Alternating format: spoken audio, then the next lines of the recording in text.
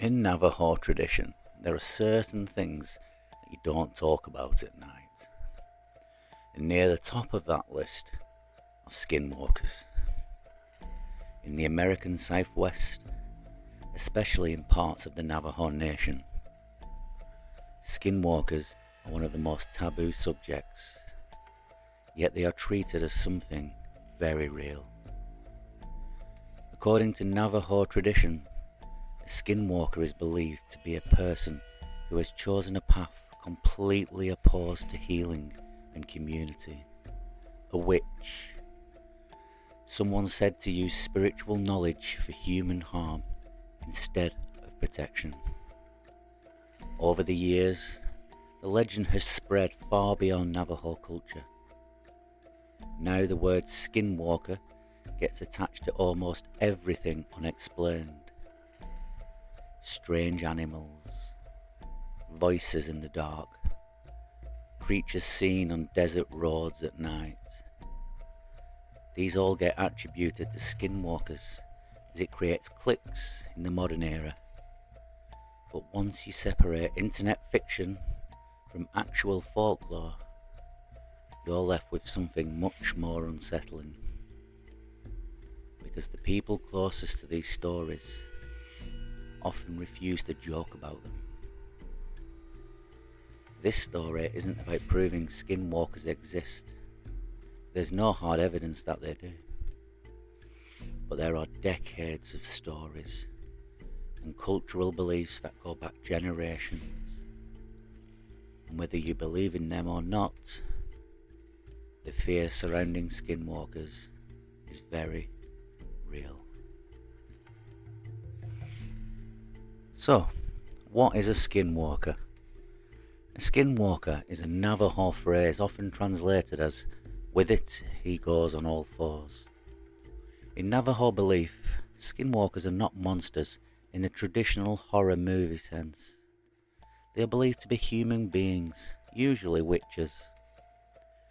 People said to possess supernatural abilities gained through dark rituals. They are thought to be able to disguise themselves as animals, mimic human voices, travel quickly across long distances, cause illness or fear, move unnoticed at night when disguised as an animal. People say that they just look off, just not quite right, small indiscrepancies that terrify the person viewing it. To understand skinwalker stories properly, you have to understand something important first. That Navajo spiritual traditions are deeply complex. Historically, Navajo communities had spiritual healers, medicine men, ceremonial practitioners, people believed to help restore balance and health. But skinwalkers are considered the opposite. Instead of healing, they're associated with harm. It's believed a person becomes a skinwalker by committing severe taboo acts. And stories vary depending on the source, but are generally due to violence against family members, grave desecration, cannibalism, dark ceremonial practices. There is no verified historical evidence proving these rituals occurred literally, as much of this tradition was passed down orally. And many Navajo people refuse to discuss details publicly. And one reason skinwalker stories affect people so strongly is because they don't sound cinematic. They don't sound made up for story's sake. Most of them sound ordinary. Just a person driving alone at night. Someone hearing a voice outside their home. A strange animal watching from the road. There is a recurring pattern in modern accounts. Usually the setting is isolated. A desert road, a rural home, a trailer, a gas station late at night. And then something small happens. Something that feels slightly off. A coyote standing too close. A figure beside the road, a voice calling your name from outside. One of the most common claims involves voice mimicry. People report hearing family members calling them. Babies crying outside. Someone asking for help, usually late at night. Usually from outside the house. Whether those stories are true or not, the psychological effect is obvious. Because they play on a very basic fear. Something pretending to be human. Most Skinwalker stories are connected to the American Southwest, especially areas connected to Navajo Nation territory, mainly including Arizona, New Mexico and Utah. These areas are geographically massive, long desert roads, sparse housing, huge stretches of empty land. And at night, those environments can feel extremely isolated. And isolation changes the way people feel fear. So now, I will retell some famous Skinwalker stories for you all to enjoy. So please relax and let reality drift away. A family was living in an isolated trailer just outside a small community in northern Arizona. The nearest neighbour was far enough away that at night there was almost no outside noise at all. No traffic, no street lights, nothing. According to the story, the family had gone to bed early after a long day working livestock. At around midnight, the mother heard tapping against the side of the trailer. Slow, deliberate taps. At first she ignored it. Out there, desert winds throw things against around constantly. The branches have been known to scrape against metal siding, but after a few minutes, she realised the tapping was moving from one side of the trailer to the other. Then one of the children woke up, and according to the account, the child whispered, "Grandma's outside." Now that immediately felt wrong, because the grandmother was asleep in the next room. The mother later claimed she then heard a woman's voice outside, calling softly for help. Not screaming for help, just calm, almost conversational.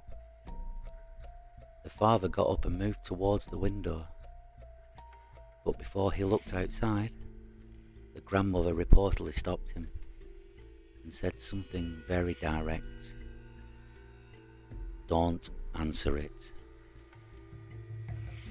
That detail appears in almost every version of these stories, because in traditional Navajo belief, responding to voices outside at night is considered dangerous in certain situations. The father eventually looked through a small gap in the curtain, and, according to the story, he saw something crouched near the trailer. Not human, but not animal either. He described long limbs, dark fur and animal hide, eyes reflecting light back towards the trailer. The figure reportedly moved strangely, too low to the ground, like it was trying to stay hidden. Then the tapping started again, this time directly beneath the window. Nobody moved, and according to later retellings, the family sat in silence until sunrise. By morning, there was nothing outside. No tracks clearly visible, no damage. The father refused to discuss the events afterwards, and family members later claim he became extremely uncomfortable whenever skinwalkers were mentioned again. The account usually attributed to this story comes from a man driving alone through northern Arizona sometime in the early 2000s. He had been returning from visiting relatives late at night. The road was isolated, long stretches of empty desert with very little lighting. At first, he noticed movement near the side of the road. He assumed it was a coyote. That wasn't unusual. But after a few seconds, he realised that the animal was keeping pace with the truck at around 50 miles per hour. He later described the movements as too smooth, not like a normal animal running. He accelerated. The figure stayed beside him. Now at this point, according to the story, he looked directly towards it and realised it didn't fully look like a coyote. The legs appeared too long, the body too thin, and the face almost human. He claimed the creature turned its head toward him while running, maintaining eye contact. Then suddenly, it just crossed directly in front of the truck, fast enough that he slammed on the brakes, but when the headlights hit the road ahead, there was nothing there. No animal, nothing visible anywhere on the road. The driver later said he refused to take that highway again at night. The next one is one of the most famous encounters connected to skinwalker lore. And unlike most stories, this one comes from named witnesses. In 1994, Terry and Gwen Sherman purchased a ranch in northeastern Utah. The property would later become known worldwide as, yep, you guessed it, Skinwalker Ranch. Shortly after moving in, the family claimed that strange events began occurring. But one incident became central to the entire legend. According to the Shermans, they encountered a massive wolf-like animal near their property shortly after arriving. The creature would approach unusually close to the family, not behaving like a wild predator, not afraid of humans at all. At one point, they claimed that the animal attacked livestock, and Terry Sherman reportedly fired at the creature with a handgun. The family later claimed that the bullets appeared to have little effect. He then used the rifle, and again, according to the accounts, the animal barely reacted at all. The wolf eventually walked away into the nearby trees and disappeared. The Shermans described it as far, far larger than any normal wolf. It was unusually calm and intelligent. But the story spread rapidly after journalist George Knapp and researcher Colm Kelleher documented it in Hunt for the Skinwalker. The ranch later became one of the most famous paranormal locations in America, connected not only to skinwalker stories but also UFO sightings, strange lights, animal mutilations, and also poltergeist reports. This final story is one of the most controversial modern paranormal cases connected to skinwalker style phenomena, and it's Stardust Ranch. The property sits near Buckeye in Arizona, surrounded by open desert and isolated stretches of land. The ranch became publicly known through its owner, John Edmonds. Unlike many paranormal witnesses, Edmonds openly discussed his experiences for years. He gave interviews, appeared on television, and repeatedly claimed that the ranch was the site of ongoing paranormal activity. According to Edmonds, the activity started not long after moving into the property in the 1990s. At first, he described small disturbances, including strange noises outside at night, livestock agitation, and unexplained feelings of being watched. But over time, the claims escalated dramatically. Edmund stated he and his wife experienced shadow figures moving across the property, bright lights in the desert, missing time, and encounters with humanoid entities. One of the most repeated claims involved creatures he described as large, dark humanoids. According to Edmonds, these figures appeared near fences and around animal enclosures late at night. He claimed they moved unusually fast, not running normally, almost gliding.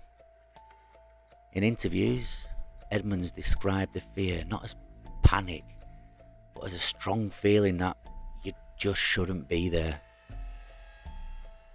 That feeling appears repeatedly in southwestern paranormal stories. And one of the reasons Stardust Ranch became famous is because Edmonds connected the activity directly to Skinwalker legends. He believed that the ranch sat within a paranormal hotspot stretching all across parts of Arizona and Utah. And critics, they challenged his claims. Many of them argued that there was no physical evidence, no reliable footage, and that media appearances just encouraged exaggeration. But even still, the case became widely discussed because the witness remained public and consistent for years.